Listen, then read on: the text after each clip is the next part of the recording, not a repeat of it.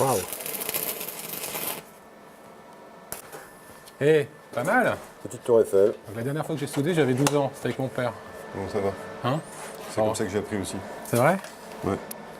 Pour une première, c'est pas mal. C'est très solide, mais... Ouais, un peu peut-être bancal. chaud. Bon, je vais te laisser, Alexandre, parce que je crois qu'il y a du travail. Faut que tu fasses la table, là. Tout à fait, ouais, j'ai une table à finir. Bon, je vais faire un petit tour dans le quartier. D'accord. Tu connais Denis? Ouais, bien sûr, le président des Jardins du Ruisseau. Il faut que les enfants soient les moteurs de cette rénovation, je crois. Tu connais Tinouche? La librairie iranienne, oui, dans la rue. Du Ruisseau, juste à côté, oui. C'est pas très loin. On publie donc tous ces livres qui peuvent pas être publiés dedans. J'allais faire un tour sur la gare. La gare. Sicori. Ouais. Tu connais aussi? Je connais aussi, ouais, je suis ami avec le gérant, oui. C'est vraiment un lieu de vie. Je pense que les gens sont quand même contents qu'il y ait à nouveau de la vie. Tout le monde se connaît ici, c'est un On vrai connaît tout le village. monde ici, ouais, tout à fait. Bon, allez, je te laisse parce que j'ai mon ami Gersal qui trépigne, il est sur les voies là. Ok, ça marche. À tout à l'heure. À tout à l'heure. Je rends le casque. Élégant.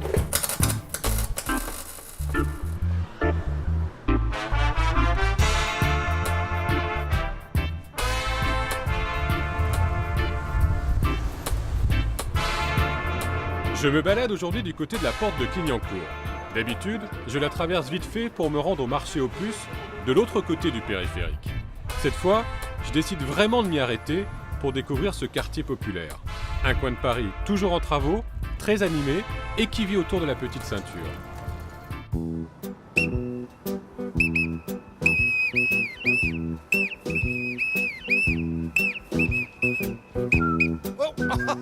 Oh madame, il ne faut pas rester là, madame. Oh bah Yvan, descendez. J'arrive, Frédéric, j'arrive. Enfin, je vous attends là. Allons, voyez bien. Vous avez fait le tour là. Frédéric, ça Oui. fait longtemps qu'elle est désaffectée, cette petite ceinture, cette voie ferrée? Ah bah c'était au siècle dernier, c'est dans les années 85-90, où là il n'y a plus de train du tout sur tous les tronçons. Elle date de quand, cette petite ceinture? Alors là, il faut attendre le milieu du 19e siècle. Vous savez où tout bouge. Le train arrive dans les villes. On voit les premières gares parisiennes s'installer. La gare de l'Est, la gare du Nord, la gare Montparnasse, la gare d'Austerlitz, la gare de Lyon. Et c'est un vrai bouleversement. Mais il n'y a pas de lien entre les gares. Du coup, c'est l'État qui s'y plonge et qui fabrique cette petite ceinture qui va servir pour desservir les gares et puis après Pour les voyageurs, alors. Bah, absolument, et les marchandises d'abord. Ah, les D'abord les marchandises. marchandises. Et puis, on va construire des fortifications à Paris. Vous savez, fameuse fortification de Thiers. Cette petite ceinture, elle va servir à approvisionner les fortifications. Et en 1870, au moment de la guerre, bah, ça a drôlement servi. Donc on a utilisé cette voie ferrée pendant pratiquement un siècle, quoi. C'est ce qu'il faut penser, hein. Et pourquoi ça s'est arrêté? Bah, ça s'est arrêté parce qu'au niveau des voyageurs, on préférait à l'époque utiliser soit l'autobus, soit le métropolitain qui venait d'arriver. Donc ça a fait doublon un petit peu. Donc à partir des années 30, on s'est posé la question, est-ce qu'on conserve toutes ces voies ferrées avec ces gares, avec toute cette infrastructure? Puis finalement, voilà, petit à petit, on a coupé des tronçons, arrêté la circulation et offert ce paysage aux Parisiens et puis à tous ceux qui visitent Paris, évidemment. Ouais, là, on longe de magnifiques jardins partagés. Oh, c'est beau, hein? extraordinaire. Là, regardez, C'est la il y a des campagne, tomates, là. Il y a des Là. tomates. Il y a des tomates, il y a des poules un peu plus loin. Bon, ben moi, je vais aller les visiter parce que j'ai la carte. Ah bah comment vous avez fait? Parce que j'ai des contacts. moi, Oh, bah, dans tu le quartier. m'emmènes, tu Ah m'emmènes. non, hors de question, il faut avoir une carte, c'est personnel. Ah bon? Vous Ah allez... bah je vous attends là alors. Mais non, vous allez rentrer. Ah bah non. Montparnasse pour prendre le TGV, Il y en pour a aller à pour deux- Poitiers. il y en a 2-3 jours. Oh. Allez, bon voyage. Oh là là. Oh c'est pas pratique. Escroc. Oh.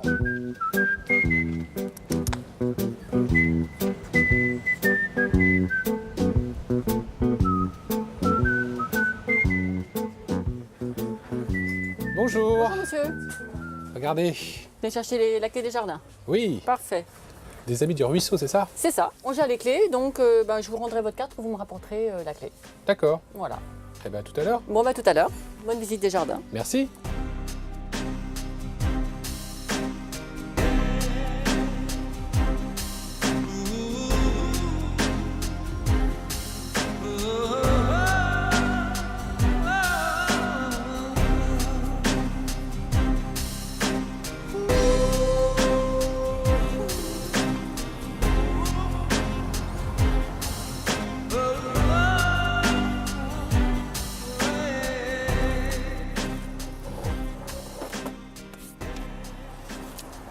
Ah, Denis. Salut.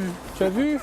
J'étais en train de réviser. Ça tombe bien parce que j'avais besoin d'aide. Ah bah écoute, tu peux toujours me rendre utile. Qu'est-ce qu'on Hein, fait? tu es prêt? Bon, il y a du travail, hein. C'est vrai, qu'est-ce qu'on fait en cette saison? Bah, on taille. La nature se réveille? Ouais. Mhm. C'est toi qui tailles tous les rosiers du jardin? Souvent, ouais. Ça fait partie de mes missions. Je te dirais pas que c'est celle que je préfère la plus. Parce que ça pique. Ouais, horrible. Et t'as pas de gants. Non, mais tu peux pas travailler avec des gants trop épais et donc c'est... Il est grand ce jardin. Hein.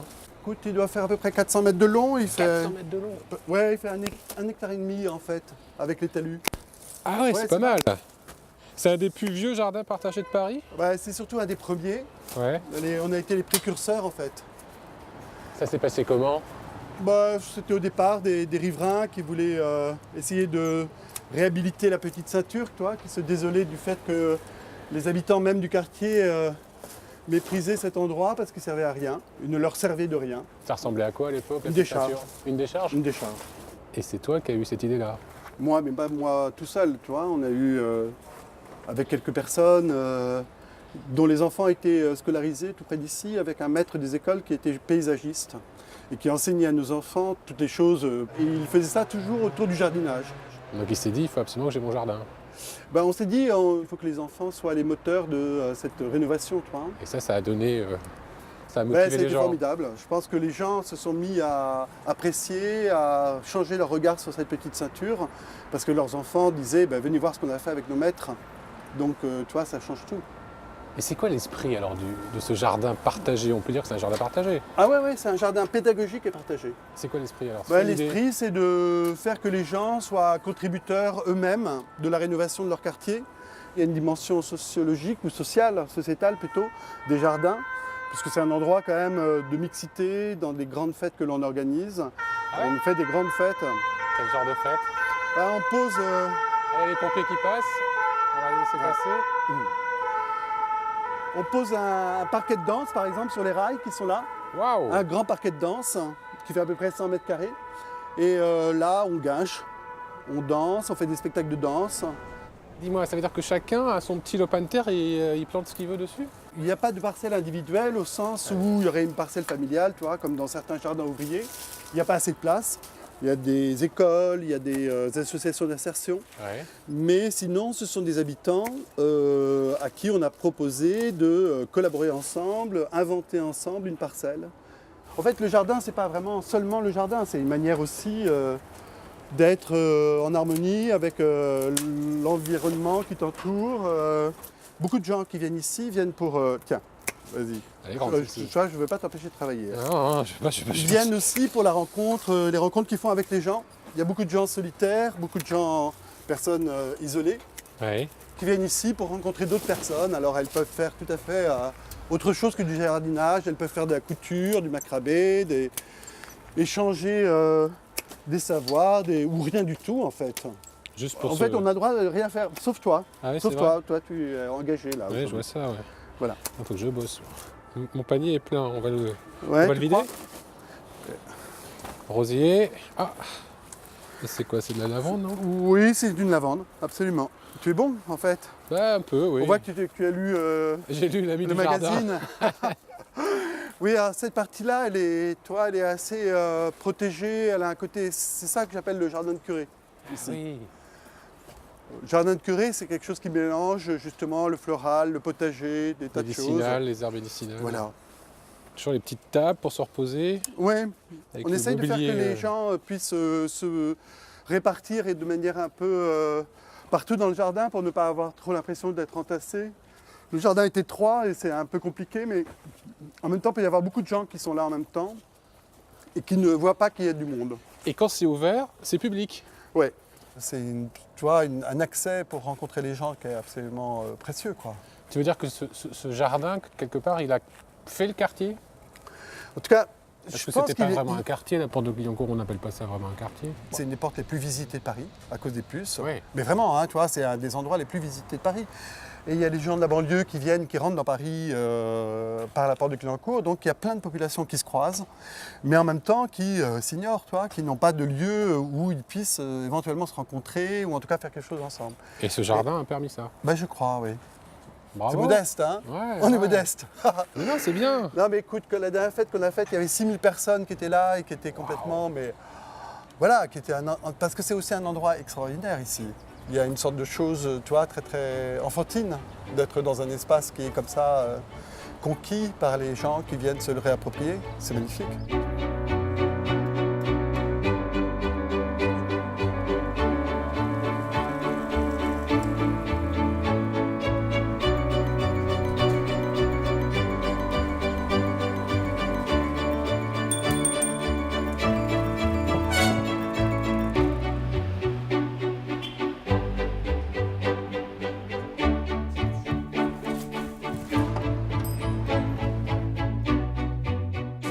Salut. Ça va? Comment ça va? Tu vas Qu'est-ce bien? que tu fais de beau? Tu déménages? Bon, j'envoie des livres qu'on nous a commandés sur notre site internet, Oui. dans le monde entier. Donc, c'est des Iraniens qui lisent en persan, des persanologues. Ce genre d'expédition, tu en fais pas pour l'Iran.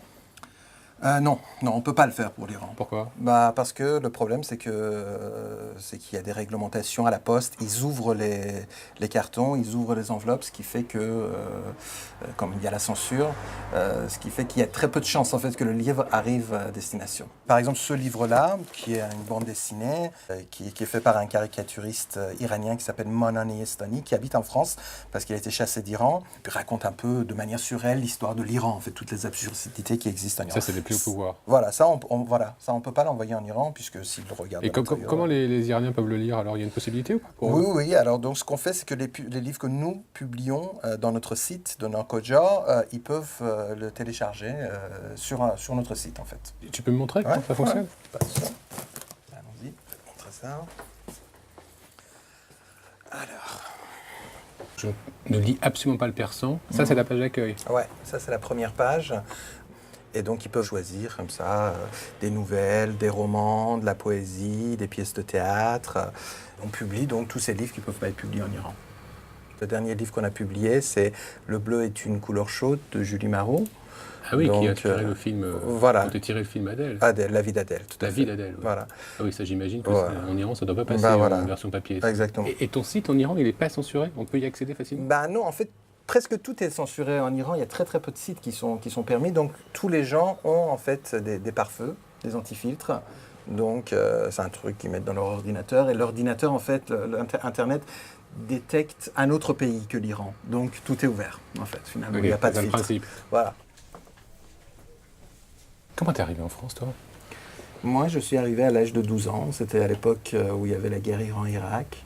Et donc, à l'époque, en Iran, quand on avait 13 ans, on ne pouvait plus sortir du pays. On devenait presque soldat, quoi. C'est-à-dire, on était interdit de sortie de territoire. Et ensuite, on était destiné à aller au front. Donc, mes parents, comme beaucoup d'autres parents, m'ont sorti de l'Iran avant que j'aie 13 ans. Et donc, j'ai grandi en France. Quand j'avais 26 ans, je suis retourné en Iran, donc en 2000. Je suis resté près de 10 ans, jusqu'en 2009. Et là-bas, tu pouvais, à cette époque, faire ton travail de metteur en scène? Ouais. Dans les années 2000, il y avait une très grande ouverture jusqu'à l'époque du président Ahmadinejad, où petit à petit, il a commencé à bloquer tout, à fermer tout, et donc la censure a régné de nouveau en maître. Donc c'était plus possible, c'était plus possible de continuer à travailler. Voilà, donc tu voulais voir du persan. On commence à écrire Ivan, comme ça. Voilà. Waouh. Voilà comment ça s'écrit Ivan en persan. C'est joli. Voilà. Et voilà, ça c'est le dernier livre que je travaille. C'est le livre d'Emmanuel Carrère, D'autres vies que la mienne. Ça, c'est censuré en Iran. Voilà, ça à cause de... Enfin, il y a deux grands passages qui sont un peu, disons, sensuels. La sensualité n'est pas acceptée en République islamique d'Iran. Alors moi, j'ai très envie d'entendre du persan, Tinouche. Ouais.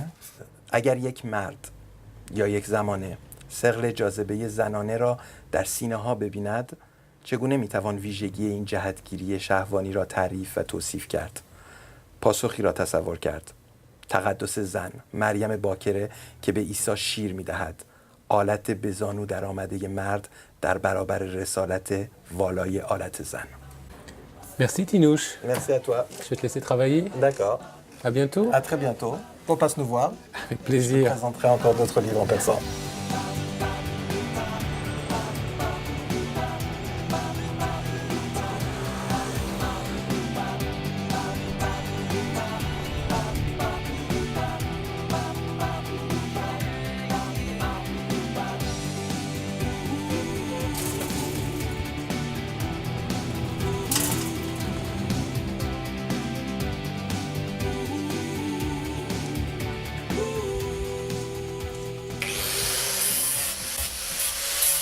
Alexandre, comment ça va depuis tout à l'heure?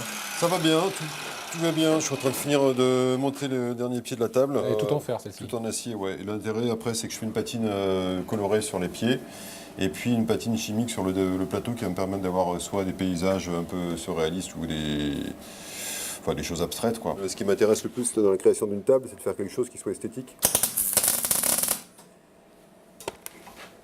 Ça y est, c'est bon? Ça tient? Non, c'est pas bon, il faut toujours vérifier avec un petit coup d'équerre. Ah, tu fais essentiellement du mobilier. C'est ce qui me plaît le plus. Tu veux que je tienne un truc, là? Non, ça va aller. Ça va aller? Disons que dans le mobilier, on a quelque chose qui, quand même, on garde une dimension plus artistique. Ouais. On n'a pas Il y a la forcément. touche, il y a ta touche à toi. Voilà, il y a ma touche, je fais ce que je fais. Tu fais des œuvres d'art aussi? Je fais un peu de sculpture aussi, mais c'est pas ma principale occupation parce qu'effectivement, c'est pas. On a besoin aussi. Les œuvres d'art, c'est bien, mais c'est pas forcément facile à vendre. Qui c'est qui t'a appris à souder et à travailler le fer? J'ai appris tout seul en fait. De façon empirique. Complètement, mais après, j'ai rencontré des gens qui m'ont un peu aiguillé aussi, mais j'ai quand même découvert une grosse partie du travail tout seul. Parce que ça s'improvise pas quand même, ça, non? Ça s'improvise pas, mais enfin on commence pas par des tables non plus, donc on commence par des choses simples, et puis on soude deux bouts de ferraille, et puis une fois que ça tient, on s'aperçoit que les soudures tiennent bien, on peut faire d'autres choses, et puis au fil du temps... T'as commencé par quoi? J'ai commencé par... je sais plus par quoi j'ai commencé. Par une tour Eiffel? Non, j'ai pas commencé par une tour Eiffel. Et tu te rappelles ce que tu avais ressenti, ce que tu as ressenti quand la première fois que tu as J'ai toujours aimé travailler le métal, en fait. Bien que ça m'ait marqué, en tout cas, j'ai fait tout à fait autre chose, parce que j'étais musicien pendant 15 ans, presque 20 ans. Le même univers. Non, pas du tout le même univers. Et j'ai été contrebassiste d'orchestre pendant une vingtaine d'années, quoi. Musicien classique en symphonique et en lyrique, opéra. Et pourquoi t'as arrêté? Parce que j'avais besoin de réaliser des choses matérielles concrètes, voilà. Du solide. Du solide comme ça. J'avais cette frustration avec la musique, et puis, ceci dit, c'est pas pour autant que j'ai arrêté la musique, mais... Ce que je vois là, donc, c'est la synthèse de ton ancien métier, de ton nouveau. Voilà, des deux. En fait, C'est une contrebasse. C'est une contrebasse en acier, oui, tout à fait. Elle est faite comment? Avec quoi? Avec une cuve à fioul coupée en deux, reformée, et puis avec des vraies mesures de contrebasse, en fait. Ça fonctionne. Mais ça fonctionne quand sonne. même. Ça sonne quand même. Ouais, ça sonne un peu. Alors après, c'est pas non plus... j'ai pas dit que c'était la contrebasse du siècle, mais...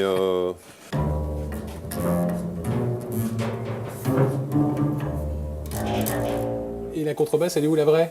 Elle est juste au-dessus, je vais aller la chercher. Ah, tu nous joues un Oui, morceau? pourquoi pas, ouais. Super.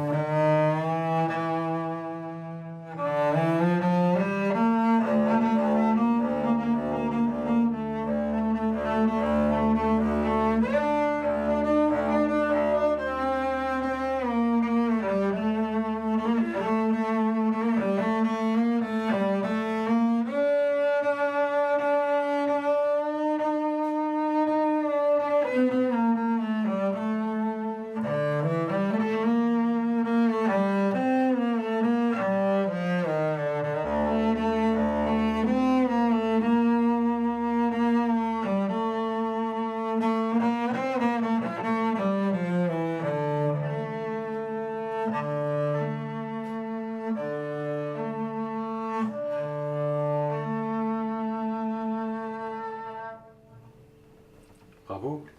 C'est la première fois que je vois un contrebassiste en bleu de travail. Ça arrive. Mes derniers concerts, je les ai toujours fait en bleu de travail, d'ailleurs. Ah bon? En musique improvisée, toujours. C'est un morceau improvisé? Complètement. C'est un lieu qui t'inspire ici? Oui, évidemment, l'atelier, c'est toujours une source d'inspiration, oui. C'est le contraste qui te plaît comme ça? J'aime assez ce contraste, oui, tout à fait. Bon, je vais te laisser, Alexandre, parce que j'ai un de tes potes qui m'attend là-haut. Oui, la recyclerie. Oui, Martin. Merci, c'était un vrai plaisir. Moi aussi, de même. Je prends ma tour Eiffel. Oui, garde-la, oui, tout à fait. Tu peux Une garder un renard comme ça, souvenir. ça s'oublie pas. Non. À bientôt. À bientôt, au revoir. Au revoir.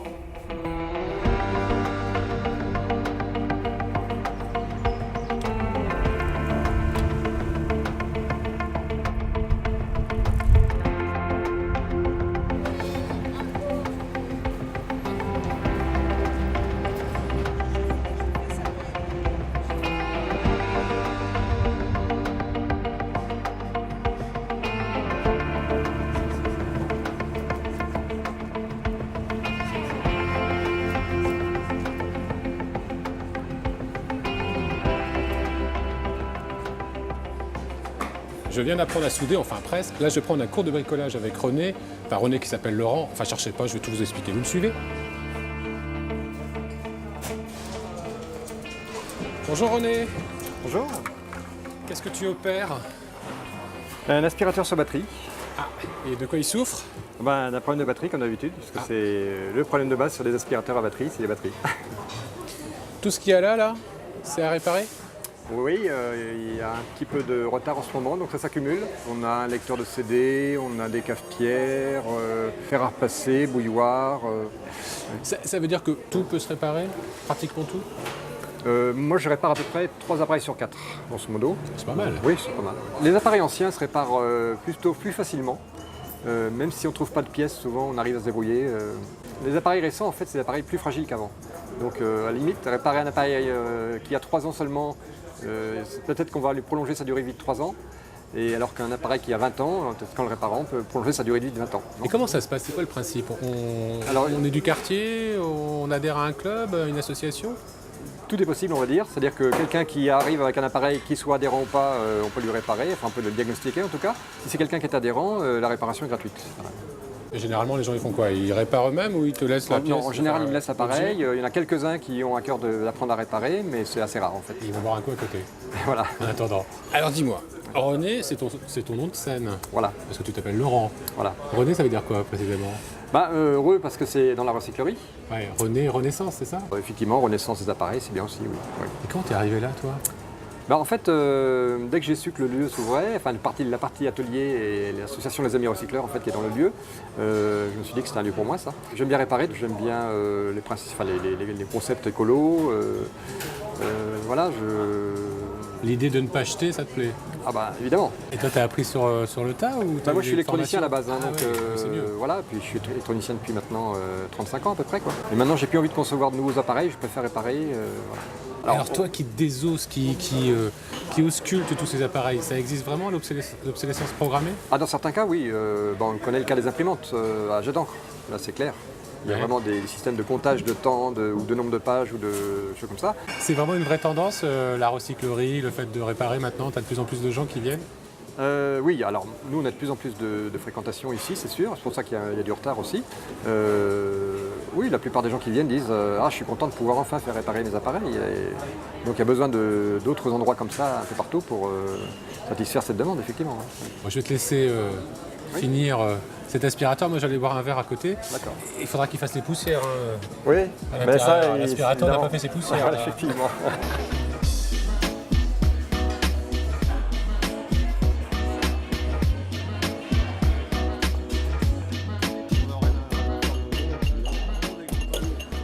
Salut Martin. Salut, Ça va? ça va et toi? Très bien, qu'est-ce qu'on boit ici? On boit beaucoup de boissons maison. Ça peut être le jus de baobab, ça peut être le jus de bissap. Du jus de baobab. Ouais. Ici, on fait 20 000 litres de boissons maison par an. Tout le principe, c'est d'être dans de développement durable. C'est un lieu. La recyclerie. Ici, on ne jette. Il n'y a rien de neuf là. Il n'y a rien de neuf. Tout est d'occasion. Le sol, les lumières, la sono, le mobilier. En fait, c'est plus compliqué d'acheter d'occasion que d'acheter neuf. Il faut chercher, appeler, se déplacer, vérifier, des fois faire réparer. C'est une vraie position. Ouais. Quoi, c'est un acte militant ou c'est un concept ce lieu? C'est un acte militant. C'est un acte militant, bien sûr. On est sur un principe de sensibilisation, d'éveil. On essaye d'éveiller les gens à trier leurs assiettes. On essaye d'éveiller les gens à respecter la nature, on essaye d'éveiller les gens à ne pas jeter leur matériel mais à réparer plutôt que de racheter. Il y a vraiment une lutte contre l'obsolescence programmée. Qu'est-ce que ça a apporté la recyclerie, l'ouverture de la recyclerie dans le quartier? Si tu veux goûter? Ouais, je vais goûter au baobab. En fait, il n'y avait rien. Donc, quand tu pars de rien, il y a forcément une forte demande. C'est bon. Un côté de jus de poire un peu. Un peu. Je pense que les gens sont quand même contents. C'est vraiment un lieu de vie puisque tu passes à n'importe quelle heure, il y a toujours un réparateur qui est là. Tu peux t'installer à n'importe quelle table. Il n'y a personne qui va te demander de consommer. Pour consommer, il faut aller au bar. C'est le client qui se déplace. Et je pense que ça participe beaucoup au bien-être de se dire attends, je viens à la recyclerie, je me pose dans un coin, il n'y a personne qui va venir me demander des comptes en fait. Vraiment, c'est important.